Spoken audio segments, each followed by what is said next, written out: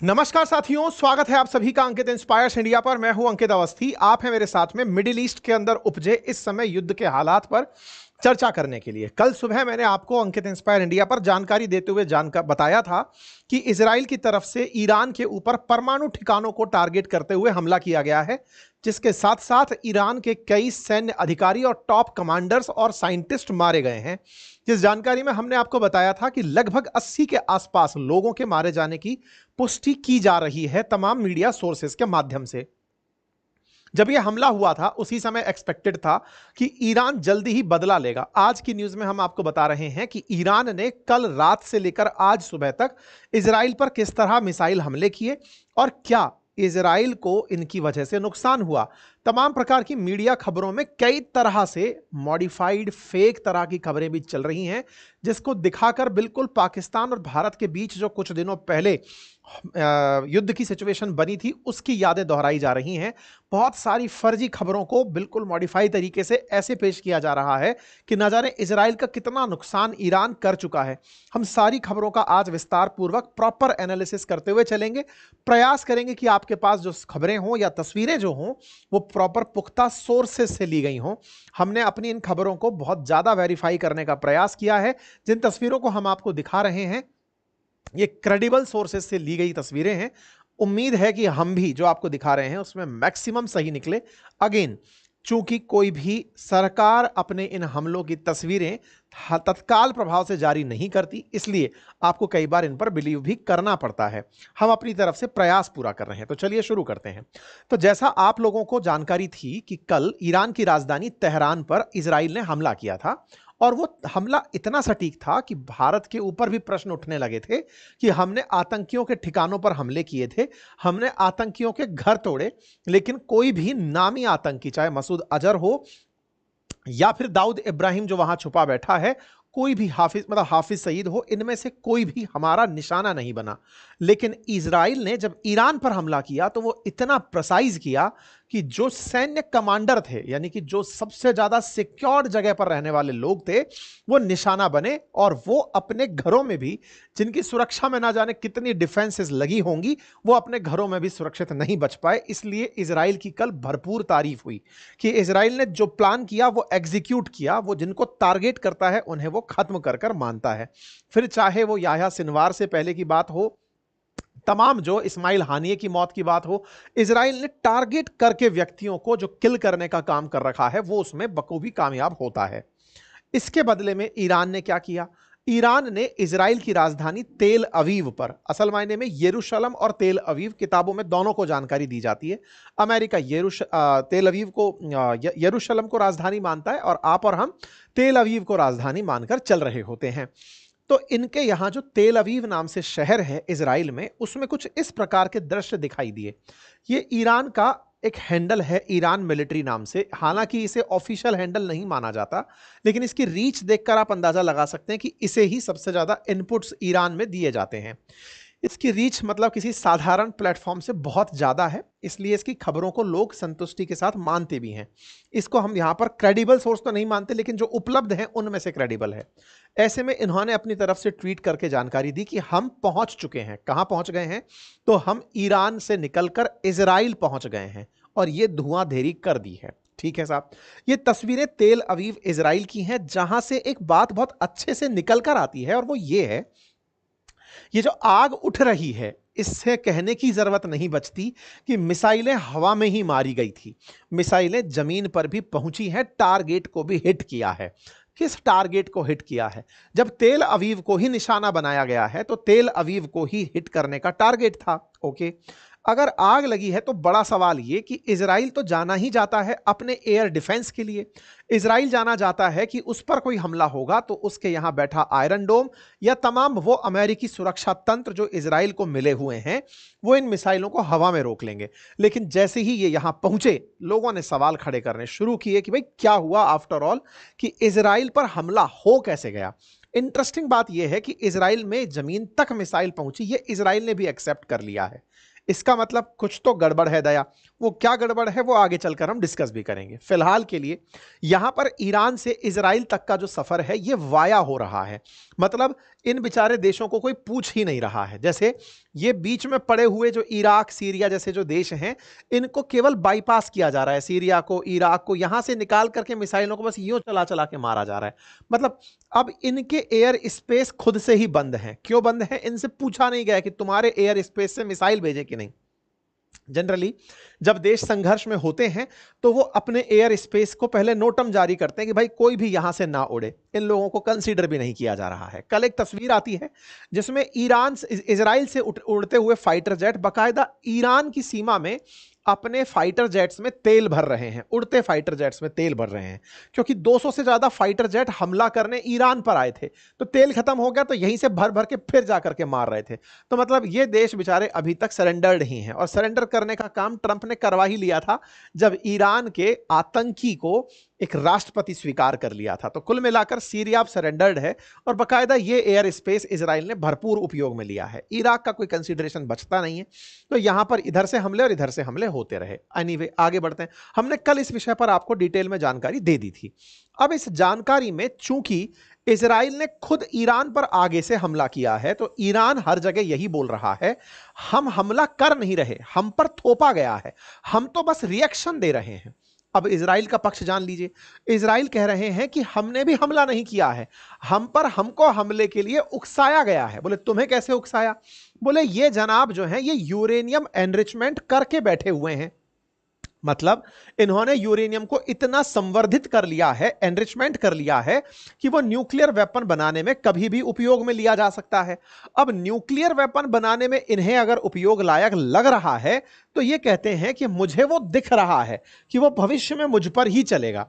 अच्छा, अगर सही मायने में इनका डर सही निकलता और यहां से यूरेनियम से बना न्यूक्लियर बम कभी पहुंच जाए इजराइल पर, तो शायद इजराइल का अस्तित्व ना बचे। ये मैं ऐसा इसलिए बोल पाता हूं क्योंकि ईरान ने कम से कम ये तो सिद्ध कर दिया है कि इसके पास ऐसी मिसाइल्स तो हैं कि वो इजराइल की सरजमी को टच कर सकती हैं। अब इसमें एक प्रश्न है, टच करने से क्या मतलब है कि जमीन को टच कर लिया तो क्या टारगेट हिट हो गया? नहीं, न्यूक्लियर बम को टच करना ही पर्याप्त है। न्यूक्लियर बम अगर जमीन तक पहुंच गया तो पूरा देश ही साफ हो जाएगा, आसपास की जगहों की तो वैसे भी परवाह नहीं है। तो इनका डर इनके प्रति जो है वो लाजमी भी है। फिलहाल के लिए इन्होंने अपनी महारत सिद्ध कर दी है कि हमारे पास ऐसी मिसाइल्स हैं कि हम उनसे टारगेट कर सकते हैं इजराइल को। खैर, ये फिलहाल के लिए बड़ी सुर्खी बनती है, और सुर्खी बनती है कि तेल अवीव को हिट किया गया इजरायली मिसाइल स्ट्राइक के द्वारा। ये बड़ी हेडलाइंस हैं जो इस समय चली आ रही हैं। सूचना निकलती है कि इजराइल और ईरान के कन्फ्लिक्ट में अब तक 78 लोगों की जान जा चुकी है, 380 इंजर्ड हो चुके हैं। अब आपके दिमाग में एक प्रश्न बनने लगेगा, सर इजराइल ने ईरान पर हमला किया तो क्या उसका टारगेट पूरा हो गया? इजराइल का मानना है कि उसने परमाणु ठिकानों को और उन लोगों को टारगेट किया जो जिम्मेदार थे न्यूक्लियर बम बनाने के लिए या उकसावा देने के लिए। ऐसे में मैंने उन्हें खत्म कर दिया। अब ईरान ने इजराइल पर हमला किया अपने लोगों को यह बताने के लिए कि हमने हाथों में चूड़ियां नहीं पहनी हुई हैं, हम भी इजराइल पर हमला कर सकते हैं। तो वो कामयाब उसमें हो गया। तो क्या ये रुक जाएगा? तो हो सकता है ट्रंप का आपको 1-2 दिन में फिर से ट्वीट दिखे कि मैंने सीज फायर करवा दिया है। क्यों? क्योंकि ईरान अभी लड़ने के मूड में जनरली नहीं है। वो तब तक नहीं है जब तक वो बम बना न ले। वो पेशेंस के साथ इन लोगों के साथ चल रहा है। बात इजराइल की हो तो इजराइल भी किसी भी न्यूक्लियर साइट पर हमला करने की कैपेसिटी में नहीं है। कैपेसिटी में नहीं है से क्या मतलब है? अगर वहां पर हमला हो और वहां से न्यूक्लियर रेडिएशन लीक हो जाए तो ये अपने आप में बड़ा डिजास्टर होगा। फिलहाल के लिए दोनों ने अपनी तरफ से वैसे ही कर लिया है जैसे थोड़े दिन पहले किया था। अब अगर ईरान फिर भी नहीं मानता है तो इजराइल एक स्टेप और लेगा मेरे हिसाब से, क्योंकि ये अब तूने मारा मैंने मारा करके और जनता को खुश करने वाला काम हो गया है। हो सकता है कि कल तक फिर से एयर स्पेस खुल जाए, थोड़े दिन बाद पता चले कि इजराइल ने फिर से कुछ टारगेट किया, ईरान के किसी बड़े व्यक्ति को टपका दिया, तो फिर से ये चालू हो सकते हैं। अभी की जो स्थितियां हैं, तूने मेरा बदला निकाल लिया मैंने मेरा बदला निकाल लिया, इस टाइप से हैं। ये तस्वीरें बयान कर रही हैं कि जो मिसाइल्स थी, अच्छा ये सबसे ज्यादा देखी गई तस्वीर में से एक मानी जा रही है। आप अगर ऑब्जर्व करें तो ये जिस गति से जाकर के मिसाइल टकराई है उसको देख करके लोग कह रहे हैं कि यह हाइपरसोनिक मिसाइल थी, यह आवाज की गति से कम 5 गुना तेजी से जाकर टकराई है। और ऐसे में इस पूरे क्षेत्र में इन लोगों की क्या भूमिका है, आज के सेशन में डिस्कस करेंगे। लेकिन हां, अपडेट के रूप में जान लें कि आप में से अगर कोई भी साथी चाहता है कि वो म्यूचुअल फंड का कोर्स ले, तो अब मैं अधिकृत रूप से NISM सर्टिफाइड वो व्यक्ति हूं जो आपको बता सकता है कि म्यूचुअल फंड कौन से और कैसे लिए जा सकते हैं। तो अगर आप चाहें तो म्यूचुअल फंड का पहले कोर्स पढ़ लें और बाकी जानकारी के लिए फिर संपर्क भी कर लें, ठीक है। बाकी स्टॉक मार्केट के द्वारा, स्टॉक मार्केट पर मेरा बेहतरीन कोर्स और पोर्टफोलियो मैनेजमेंट पर भी मेरा कोर्स उपलब्ध है, आप जाकर उन्हें एक्सेस कर सकते हैं बातें बाजार की एप्लीकेशन पर, और अपनी पाठशाला एप्लीकेशन पर GS के कोर्सेज एक्सेस कर सकते हैं। तो साथियों, फिलहाल के लिए ईरान ने बैलिस्टिक मिसाइलों से इजराइल पर जब निशाना बनाया तो यह असल में कल शाम का और आज सुबह का नजारा था। इन नजारों के बाद में ईरान की मीडिया ने यह न्यूज चलाना शुरू किया कि हमने इजराइल के रक्षा मंत्रालय को टारगेट किया है, हमने डिफेंस मिनिस्ट्री को टारगेट करते हुए उन्हें निशाना बनाया है। कहा गया कि बेंजामिन नेतन्याहू सुरक्षित जगह पर जाकर शिफ्ट हो गए हैं। यह क्यों हुआ था, तो मैं आपको जैसा ऑलरेडी बता चुका हूं कि इजराइल ने ईरान के 4 एटमी और 2 सैन्य ठिकानों पर 200 फाइटर जेट से मिसाइलें दागी थी, जिसमें ईरान के सेना प्रमुख, स्पेशल फोर्स के चीफ, 2 बड़े परमाणु वैज्ञानिक और 5 बड़े अफसर मारे गए थे। हमने कल भी आपको जानकारी दी थी कि इन प्रमुख स्थानों पर हमले हुए थे और ये बड़े लोग जो कि ईरान में काफी वेल डेजिग्नेटेड थे, जैसे मोहम्मद बाघेरी जो कि chief of staff in Iran armed forces थे, हसन सलामी जो chief of revolutionary guard corps थे, और गुलाम अली राशिद जो सीनियर IRGC कमांडर थे। ये बड़े अधिकारी लोग मारे गए थे। ऐसी परमाणु साइंटिस्ट के अंदर ऐसे ही फरीउद्दीन अब्बासी और मोहम्मद मेहंदी तहरीकार्किनी, ये जो है मारे गए थे। ईरान का अभी भी न्यूक्लियर एनरिचमेंट प्रोग्राम बदस्तूर जारी है। इजरायली डिफेंस फोर्सेस ने अपनी तरफ से कहा कि हमने 200 फाइटर जेट से उन्हें निशाना बनाया और आगे भी बनाएंगे। अगर ये लोग नहीं रुकते तो हम इसे आगे भी बनाएंगे। इजराइल के प्राइम मिनिस्टर ने, जैसे भारतीय प्रधानमंत्री ने दुनिया के देशों को इन्फॉर्म किया था या विदेश मंत्री ने इन्फॉर्म किया था ऑपरेशन सिंदूर के दौरान, वैसे ही प्राइम मिनिस्टर ऑफ इजराइल ने अपने इस राइजिंग लाइन का जो कार्यक्रम था इसके बारे में दुनिया को अवेयर कराया कि हां भाई, हमने ऐसा ऐसा किया है। भारत के प्रधानमंत्री को भी कॉल करके बताया कि हमने ये काम कर दिया है। तो जो लोग उस समय पर भारतीय प्रधानमंत्री पर यह प्रतिक्रियाएं दे रहे थे कि हमने दुनिया को इन्फॉर्म क्यों किया, अगर आप UN के कंट्री हैं, आपकी इंफॉर्मेशन आपको देना एक जिम्मेदारी बनता है। प्राइम मिनिस्टर ऑफ इजराइल ने भी ऐसे ही हमारे प्रधानमंत्री को भी इन्फॉर्म किया, German chancellor, Indian prime minister, French president कि साहब मैंने हमला कर दिया है और मैं ट्रंप और प्रेसिडेंट पुतिन और ब्रिटिश प्राइम मिनिस्टर को भी सूचित करने जा रहा हूं। इस बीच में हिजबुल्ला से पूछा गया कि तुम लेबनान में बैठे हो, मौका भी है और दस्तूर भी है, ईरान मारने आ रहा है, तुम तो पहले से ही मरे हो, तुम भी गोला चलाओ। हिजबुल्ला बोला अभी हम गोला नहीं चलाएंगे, हम पहले उस ट्रॉमा से बाहर निकल आए जो पहले हम पर आ रहा है। खैर, इजराइल बाकायदा अपनी तरफ से बताता रहा कि कैसे हमने UAVs को या फिर जो ड्रोन्स थे उनको टारगेट किया। बढ़िया वीडियोज आए। अच्छा, कल जब इजराइल ने ईरान पर हमला किया उसके बाद ईरान के अंदर जनता सड़कों पर उतर आई और जनता सड़कों पर उतर कर आई पूरे रिवेंज के साथ कि बदला लेना है और इजराइल पर हमला करना है। ऐसे में ये लोग जब सड़कों पर उतरे तो इनकी जो प्रमुख मस्जिद है उसके ऊपर एक लाल रंग का फ्लैग लगाया गया। मतलब ईरान का हमला इजराइल पर होगा ये पूरी तरह से डिसाइडेड था और इस डिसाइडेड को जनता की मांग पर किया गया था। मतलब जनता ने कहा कि हमला करना चाहिए तो ये वैसा था। अब इसमें 2 तर्क आते हैं। 2 तर्क ये हैं कि साहब इजराइल पर ईरान का हमला खुद रिएक्शनरी था, तो रिएक्शनरी के लिए तो वो पहले से ही तैयार था। इजराइल तो तैयार ही था ना कि तुमको हम मारेंगे, तुम हमें मारने आओगे। तो मारने के नाम पर इजराइल का कोई भी नुकसान होने की गुंजाइश पहले ही नहीं थी। वो तैयार थे कि तुम हमला करोगे और ये करने भी गए क्योंकि जनता की पॉपुलर डिमांड पर इन्हें करना था। लाल रंग का झंडा टांका, जैसे ही टांका तो वर्ल्ड मीडिया इजराइल में जाकर कैमरे लगाकर बैठ गई। मैं आपको कुछ दृश्य दिखाऊंगा जिन दृश्य को देखकर आप खुद सोचेंगे कि मीडिया वहां पर इस तरह से, जैसे रात को तारे देखे जाते हैं कैमरों से, दूरबीन से, वैसे ही वर्ल्ड मीडिया छतों पर खड़ी हो गई कि आज तो मजा आएगा, आज ईरान के बम आएंगे, ईरान पर गिरेंगे और उनको हवा में ही मार गिराया जाएगा। ये जो घटना थी इसके बाद दुनिया बड़ी तैयार हुई। न्यूज बनकर आती है कि ईरान ने ऑफिशियली कह दिया है लाल झंडा उठा करके कि बदला लिया जाएगा। अच्छा, ईरान कई तरह के झंडे चलाता है, उनमें से कई जगह लाल, काले, हरे, नीले, गोल्डन, ये और कई बार नहीं भी झंडे। इन सब के अपने अपने मतलब हैं। बदला लेना है कि कोई मर गया है, कि शांति है, कि प्रॉस्पेरिटी है, कि धर्म का काम है, उस हिसाब से ईरान अपने अपने झंडे चढ़ाता है। लाल झंडा जब मस्जिद पर चढ़ता है तो यह माना जाता है कि साहब अब हमला होने की यानी बदला लेने की तैयारी कर रहे हैं। इस बीच में ट्रंप का बयान आ जाता है। ट्रंप कहते हैं, अब देखो ये बड़ा इंटरेस्टिंग वाकया था। वाकया क्या था? कल जब हमला हुआ था उससे पहले ब्रिटेन के वो जो अमेरिका के विदेश सचिव हैं उनका बयान आया था और उन्होंने कहा था हम इस मामले में इन्वॉल्व नहीं हैं, आपस में निपट लीजिए, अमेरिका इस मामले में किसी भी तरह इन्वॉल्व नहीं है। कल आपने और हमने इस विषय पर काफी चर्चाएं की कि अमेरिका फिर से पीछे हट रहा है। यह कहने से डर रहा है क्योंकि ट्रंप का इन दिनों जो रवैया है वो लोगों को समझ में आने लगा है कि दुनिया में शांति के दूत बनकर दिखना चाहते हैं। ये नहीं चाहते कि मेरे कारण युद्ध हुआ था। अमेरिका जो पुराना बदनाम है वो युद्धों के लिए बदनाम है, तो ये इस इमेज से बचना चाहते हैं। लेकिन क्या करें, ईरान को तो बिल्कुल अमेरिका का वही स्वाद लगा हुआ है। इजराइल को, माफी चाहूंगा, इजराइल को, क्योंकि इजराइल को समझिए मिडिल ईस्ट में अमेरिका का एक एक्सटेंडेड कॉलोनी समझ लीजिए, या अमेरिका एक्सटेंडेड मान लीजिए इजराइल को। और इजराइल में वो तमाम प्रकार के वेपन्स उपलब्ध हैं जो अमेरिका अपने पास रखता है। सारे लेटेस्ट टेक्नोलॉजी और वेपन इजराइल के पास है। और ऐसा देने के पीछे बड़ा कारण है, मिडिल ईस्ट पर कंट्रोल स्थापित करने के लिए अमेरिका ने हमेशा इजराइल के साथ ही खड़ा रहना प्रेफर किया है। ऐसे में ट्रंप जब देखते हैं कि इजराइल ने तो धमाका कर दिया है, मैं नेगोशिएशन में लगा हुआ था, उसका कोई मतलब नहीं निकला, अब इस बात को कैसे मैं बड़ा दिखाऊं कि मैं भी था इस काम में इन्वॉल्व। ट्रंप का बयान आता है और वो कहते हैं देखिए ईरान के पास अब भी समझौते का वक्त है। भाई साहब, आप जब पहले समझौता कर रहे थे तब आपने ये कहा था क्या कि समझौते के दौरान ही मैं तुम पर गोली चला दूंगा? नहीं, सबको ये था क्योंकि आपने नेतन्याहू के साथ झगड़ा किया था इस बात पर कि जब मैं बोल रहा हूं कि मैं समझौते की तैयारी में हूं, तुम बीच में क्यों आते हो? जब वो बीच में नहीं आने पर, आप बीच में आने पर आप उसको झड़क दिए थे।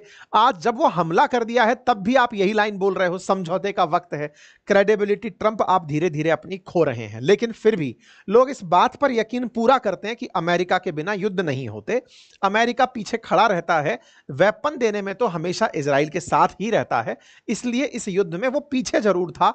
ट्रंप की नीति कहीं डुलमुल आ गई। खैर, ट्रंप ने अपनी तरफ से अपना क्रेडिट लेने का काम जारी रखा। उन्होंने कहा देखिए ईरान आपको खूब समझाया था, आप माने नहीं, इजराइल के पास सब कुछ वो है जो हमारे पास है, ऐसे में आपको मानना होगा नहीं तो मरना होगा, टाइप से वो वाली बातें कह दी। खैर, इधर ईरान की तरफ से प्रतिक्रिया आती है और वो बोलते हैं कि देखिए जियोनिस्ट रेजिम यानी कि जो इजरायली यहूदियों की जो सत्ता है, इन्होंने हम पर जो हमला किया है ये पूरी तरह से हम पर किया हमला है, तो ऐसे में उनको इस हमले का रिग्रेट जरूर होगा। रिग्रेट होगा, इसके लिए वो तैयार हो जाएं। बकायदा ईरान ने यूनाइटेड नेशन में जाकर के भी अमेरिका की शिकायत की और इजराइल की शिकायत की कि साहब देखो इन लोगों ने मिलकर के हम पर हमला किया है, हम हमले पर प्रतिक्रिया अवश्य देंगे। अब जब आप बोल ही दिए कि आप हमला करने आएंगे, तो देखिए ऑलरेडी एज पर कौन था? ऑलरेडी एज पर इजराइल था। उसने खुद ने हमला किया तो वो तैयार था कि तुम हमला करने आओगे। वो पूरी तैयारी लेकर सायरन बजाकर बैठा था कि जैसे ही तुम आओगे हम पूरे देश में सायरन बजा देंगे। इन्होंने आना तय किया क्योंकि ये बोल कर आ रहे थे। रात को 10 बजे ईरान ने इजराइल पर जब हमला प्लान किया, इजराइल ने सब तरफ सायरन बजा दिए। ये सायरन जहां जहां बजे उनके दृश्य हैं, कितने सारे सायरन बजे। अब इतने सारे सायरन क्यों बजे? क्योंकि जो भी प्रोजेक्टाइल जाकर इजराइल पर लगने वाला था उसकी डायमेंशन जहां जहां हिट हो सकती थी वहां पर सायरन बजा दिए गए। ऐसे में सोचिए कितने सारे प्रोजेक्टाइल्स जाकर गिरने की बात हो रही थी, इतनी सारी जगहों पर गिरेंगे। खैमनेई साहब बाहर आते हैं, कल रात को ही ये बाहर आकर के अपनी तरफ से कहते हैं कि हमारी आर्म्ड फोर्सेस रेस्पॉन्स देंगी और पावरफुली देंगी, और हम जियोनिस्ट रिजीम को ये बता देंगे कि ये कष्ट कितना भारी होता है, और उनको हम रिग्रेट करवाएंगे इस बात का कि ईरान पर हमला करने का मतलब क्या होता है। देखिए खैमनेई साहब भी अपनी जनता की पॉपुलर डिमांड पर यह अटैक करवाए, लेकिन फिर से इनके अटैक में जो कमी थी वो ये कि इन्होंने इजराइल पर हमला किया यह बताने के लिए कि हमारे पास सामर्थ्य है कि हम हमला कर सकते हैं। इजराइल का कोई भी टॉप ऑफिसर या कोई भी बड़ी क्षति अभी तक कहीं नोटिस नहीं हुई है। क्यों नहीं हुई है? क्योंकि इजराइल पहले से तैयार था आपकी मिसाइल्स को न्यूट्रलाइज करने के लिए। तो ये बहुत बड़ी बात है।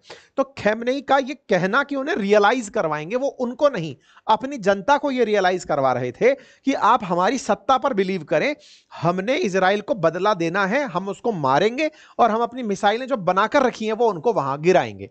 इजराइल का कोई भी कंस्ट्रक्टिव लॉस नहीं हुआ, डिस्ट्रक्टिव हानि नहीं हुई, यहां पर कुछ भी ऐसा दिखाई नहीं दिया। बाकायदा इजराइल ने बताया कि ये पूरा क्षेत्र, बाकायदा गाजा पट्टी, वेस्ट बैंक, सबको लेकर कहा कि इन सब पर खतरा मंडरा रहा है, इजराइल सबको अपना मानने लग रहा है। लेकिन ईरान वालों ने जब मिसाइल गिराना शुरू किया तो इसको इन्होंने कहा देखो हम पहुंच चुके हैं। यहां पर ये फॉक्स न्यूज चैनल है जिसने बाकायदा कैमरे लगा रखे थे मिसाइल्स को नोटिस करने के लिए। क्यों? क्योंकि जैसे आपने थोड़े दिन पहले इंडिया पाकिस्तान के मामले में भी देखा होगा कि जम्मू के अंदर बहुत से लोग जब जम्मू पर हमले हो रहे थे कैमरे से रिकॉर्ड कर रहे थे, उधर से ड्रोन्स आ रहे थे, बम आ रहे थे, इधर से हमारा एयर डिफेंस उनको न्यूट्रलाइज कर रहा था। कई लोगों ने उस समय भी सवाल किया था कि जब ये इतने सारों को न्यूट्रलाइज करने के संसाधन हमारे पास हैं, फिर भी कुछ लोग मर क्यों जाते हैं, कुछ जगहों पर दिक्कत क्यों हो जाती है? देखिए, कोई भी डिफेंस सिस्टम 100% सही नहीं है। 100% सही नहीं, ऐसे मतलब है कि अगर 100 मिसाइल एक साथ गिराई जाएंगी, मारी जाएंगी, तो उनमें से हो सकता है वो 96 को, 98 को न्यूट्रलाइज कर दे, 2 मिसाइलें फिर भी बच जाएं और वो जाकर के टारगेट को हिट कर दें। टारगेट छोड़िए, जहां पर वो फेंकी गई हैं। और यही कारण है कि ईरान इजराइल पर हमेशा वेव की तरह हमले करता है, लहर बनाकर हमले करता है। आपने इन दिनों ये ट्रेंड बड़ा अच्छे से ऑब्जर्व किया होगा।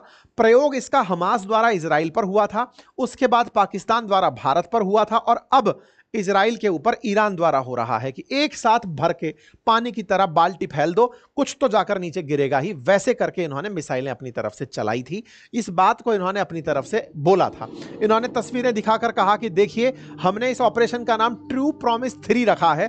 पहले जो ट्रू प्रॉमिस 1 और 2 थे, हमने तब भी इजराइल से बदला लिया था, और इस बार भी हम हमला करने यहां पर जा रहे हैं। कोई बात नहीं साहब, ये हमला करने के लिए बाकायदा पहुंचते हैं। ईरान की मिलिट्री यहां पर पहुंचकर अपनी तरफ से जानकारी देती है, कहती है कि हमारा स्टेटमेंट है इस्लामिक रेवोल्यूशनरी गार्ड कॉर्प्स की तरफ से, हमने इस हमले को ट्रू प्रॉमिस 3 नाम दिया है, हम पर हमला थोपा गया था, हम हमला करने गए हैं। अब मैं आपको एक सीन दिखाता हूं कि किस तरह इजराइल में तैयारियां थी। देखिए, ये एक छत है, अगर आप ऑब्जर्व करें तो ये सब कैमरे लगे हैं, ये बहुत तेजी से जो चल रहे हैं, ये सब कैमरे लगे हुए हैं, ये फोटोग्राफर्स खड़े हुए हैं इस दृश्य को नोट करने के लिए। ये तैयारी में थे कि हमला तेल अवीव पर ही होगा। मैं फिर से दिखाता हूं, आप देखिएगा, यहां पर आपको ये कैमरा दिखाई देगा, ये कैमरे की लाइट आपको दिखाई दे रही है, कैमरा दिखाई दे रहा है, ये कैमरे की छतरी लाइट लगी हुई है, ये देखिए, ये कैमरे लगे हुए हैं, ये कैमरा लगा हुआ है, बकायदा ये कैमरा पर्सन खड़ा हुआ है, और ये सब उस तरफ मुंह लगाकर खड़े हैं कि तेल अवीव पर हमला होगा तो हम कैमरे में कैद करेंगे। मतलब ये इस तैयारी तक में थे कि हमला तो होगा, नुकसान कुछ नहीं पहुंचाएगा। इन्होंने बकायदा इसको लाइव कवर किया है, लाइव कवर किया और इस तरह से दिखाया कि देखिए, हम पर हमला हुआ था तो हम उन पर हमला करने चले गए। ये एक मिसाइल का हमला ऐसा था जिस हमले को कैप्चर किया गया कैमरे में, जो बहुत तेजी से आकर तेल अवीव पर गिरी। इजराइल ने भी स्वीकार किया कि लगभग 6 मिसाइल्स ऐसी हैं जो हमारे ऊपर आकर, इनकी 200 में से मिसाइलों में से हम पर आकर गिरी हैं, उससे 60 लोगों के घायल होने की खबर है। ये ईरान की तरफ से लगातार अपडेट दिए जाते रहे और बताया जाता रहा कि हमने अपने मिसाइल सिस्टम को बखूबी लॉन्च किया और वो अपने टारगेट पर जाकर लगा। इस बीच में नेतन्याहू बाहर आ जाते हैं। नेतन्याहू बाहर आकर सुबह, मतलब आज जब रात को आप सो रहे थे उस समय, ये आकर के ईरान के लोगों को मोटिवेट करते हैं और कहते हैं, देखिए ईरान के लोगों, आप लोग बहुत अच्छे हैं, आपकी सरकार खराब है, ये न्यूक्लियर वेपन बना करके अस्थिरता पैदा करना चाहती है, बेहतर है कि आपकी भलाई इसमें है कि आप इन सब चीजों से दूर रहें। वही मोटिवेशनल भाषण इन्होंने दे करके जनता को उकसाने का काम किया। खैमनेई की लेकिन अपने देश में बड़ी तगड़ी चाहत है, फैन फॉलोइंग है, लोग इनके समर्थन में उतर कर आए कि हमें बदला लेना है और हम तेल अवीव पर जब हमला करेंगे तो बढ़िया माना जाएगा। उधर इजरायली भी तगड़े ही चल रहे हैं साहब, उनको सायरन बजा और वो जाकर के अंडरग्राउंड में बैठ गए। अंडरग्राउंड में बैठे बैठे क्या करें, करना है कुछ काम, शुरू करो अंताक्षरी। ये लो साहब, शुरू हो गई अंताक्षरी। तो यहाँ पर ये लोग बढ़िया से गीत गाते हुए इजरायली दिखाई दे रहे हैं। इनके लिए तो एक तरह का रेगुलर प्रैक्टिस है, लेकिन आज सायरन बजा था, वीकेंड का टाइम था, फ्राइडे हो चुका था, तो चलिए पार्टी कर लेते हैं। तो ये लोग आराम से नाचते गाचते दिखाई दे रहे हैं कि ठीक है, हो रहा है।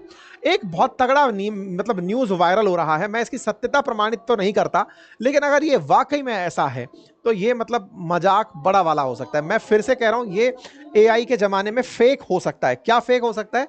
इस स्क्रीन पर चलता हुआ कुछ दिखाया जाना।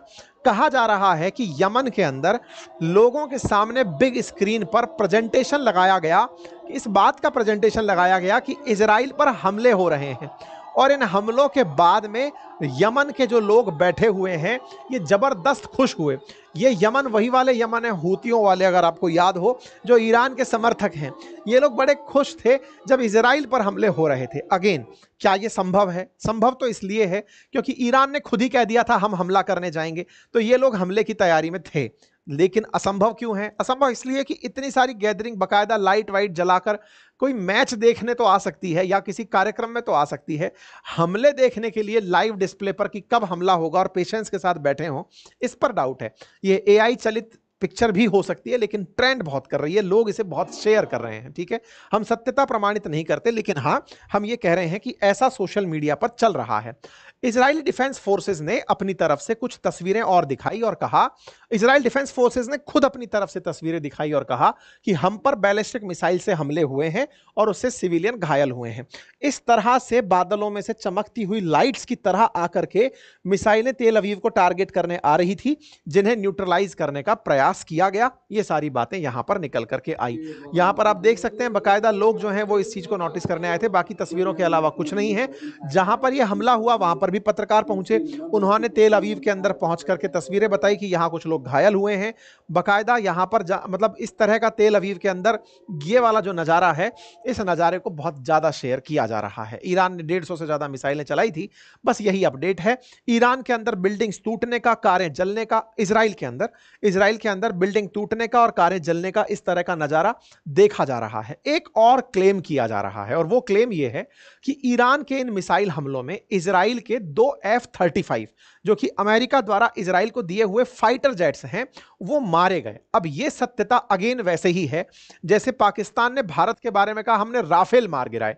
राफेल की सूचना बाद तक यानी अब तक नहीं आई है। ऐसे ही F-35 ईरान क्लेम कर रहा है कि हमने 2 इजरायली F-35 मार गिराए हैं। अब इसकी सत्यता कैसे आएगी वो तो समय बताएगा, लेकिन हाँ, फाइटर जेट्स के बारे में न्यूज जरूर चल रही है। जैसे ही यह हमला हुआ, इसके बाद ईरान के लोग सड़कों पर उतर आए और बाकायदा झंडे लेकर के राष्ट्र के समर्थन में खड़े होकर के नारेबाजी करने लगे। ठीक है, अमीर हातिमी को ईरान का नया सेना प्रमुख बनाया गया है और वो अपनी तरफ से पूरी तैयारी करके बैठा है। फिलहाल के लिए इजराइल और ईरान के बीच में पूरा एयर स्पेस खाली है। जो भी फ्लाइट्स हैं वो वाया दुबई और सऊदी के ऊपर से होते हुए मेडिटेरेनियन सी से यूरोप जा रही हैं। ये साइड पूरी खाली है, मिसाइलों के लिए इन्हें छोड़ दिया गया है। अपने कयास की अगर बात करें तो मुझे नहीं लगता कि कल ये हमले होंगे, कल तक ये सारा मामला सेटल हो जाएगा। ऐसा मैं क्यों बोल रहा हूं? क्योंकि ये बस बदले में किया गया प्रयास था। इजराइल को जो अचीव करना था वो कर चुका, उसे उनका सैन्य प्रमुख, कमांडर और परमाणु वैज्ञानिक मारने थे वो मारा। इजराइल के खिलाफ ईरान ने बदला लेकर के उस बात को, स्कोर को सेटल कर लिया। सारा मामला रुक जाएगा। हो सकता है कि कल फिर से ट्रंप का कोई ट्वीट आ जाए कि मैंने फिर से सीज फायर करा दिया। ठीक है साहब, तो उम्मीद है कि आप लोगों को यह जानकारी समझ में आ गई हो। बाकी फिलहाल के लिए इतना ही है। बाकी हमारे विदेश मंत्री ने दोनों तरफ से बात कर ली, इजराइल से भी बात कर ली, ईरान से भी बात कर ली। हम तो वही है ना, मध्यस्थ वाली बातें करते हैं, कर लिया। लेकिन चाइना ने इजराइल को स्लैम किया है कि तुमने ये सही नहीं किया, इजराइल को कहा है, और इस तरह से इन्होंने ईरान का सॉफ्टली साथ दे दिया है। इंडिया ने दोनों से बातचीत की है। यहीं से भारत का स्टैंड फिर से समझ में आता है। चाइना साफ तरीके से ईरान के साथ जा रहा है, लेकिन अभी तक सामने से नहीं बोला है। वो ये कह रहा है कि इजराइल ने जो किया वो गलत है और ईरान पर एयर स्ट्राइक उसे नहीं करनी चाहिए थी। इसका मतलब चाइना ईरान में जो अपने हित हैं, क्योंकि लगभग 400 से 800 बिलियन डॉलर के आसपास की तेल डील इनके बीच में हो रखी है, तो ऐसे में अपने हितों को बचाने के लिए ये ईरान के साथ रहा। वहीं भारत दोनों को साधने के प्रयास में नाकाम दिखा। बाकी आप इस विषय पर क्या सोचते हैं, अपनी राय अवश्य बताएं। साथियों, कल मैंने एक इंटरव्यू किया था, एक हमारे नॉन पायलट इंस्ट्रक्टर थे जिनका 13,000 आवर्स का फ्लाइट टाइम है। उनका मैंने एक इंटरव्यू कंडक्ट किया था अपने इसी चैनल पर, आप जाकर उसे देख सकते हैं, जिसमें जो अहमदाबाद में हादसा हुआ उसमें जो कैप्टन फ्लाइट चला रहे थे वो इनके द्वारा ट्रेनिंग प्राप्त कर चुके हैं, इनसे ट्रेनिंग प्राप्त कर चुके हैं और इन्होंने अपने उन सारे सवालों का जवाब दिया कि कैसे एक फ्लाइट गिर सकती है, क्या वो तमाम संभावनाएं हो सकती हैं। आप जाकर उस वीडियो को जरूर देखें, मैं उसका लिंक भी कमेंट बॉक्स में पिन करा देता हूं, आप उसे देखें और आपके प्रश्नों का संभवतया वहां जवाब मिले। ऐसा हमने कल प्रयास किया था, ठीक है। इसी चैनल पर वो इंटरव्यू डला हुआ है। बाकी हमारे कोर्सेज बातें बाजार की एप्लीकेशन और अपनी पाठशाला पर उपलब्ध हैं, आप उन्हें एक्सेस कर सकते हैं। Thank you so much.